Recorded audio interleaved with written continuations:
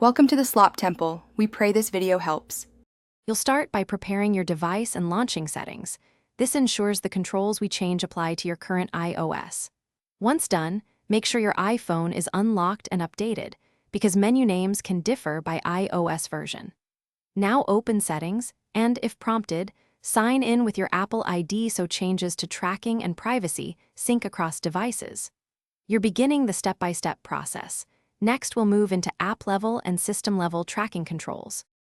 You now control how apps can track you. Go to Privacy and Security and tap Tracking. Disable Allow apps to request to track to stop Add ID requests. Next, open Location Services and review each app, set to Never or While using to limit background location. Then inspect camera, microphone, and photos permissions and revoke any access that isn't required. This prevents silent data collection. As you adjust these, you reduce cross-app profiling and tighten on-device privacy.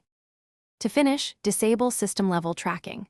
Open Privacy and Security, go to Apple Advertising and turn off personalized ads so ad targeting is reduced. Then back in Location Services, tap System Services and disable items like significant locations and location-based Apple ads to stop system telemetry. Finally, verify Safari privacy settings. Prevent cross-site tracking and block all cookies as needed. If something doesn't change, restart your iPhone and recheck settings, or toggle the option off and on to force a refresh. Thanks for watching. Consider subscribing if we helped you.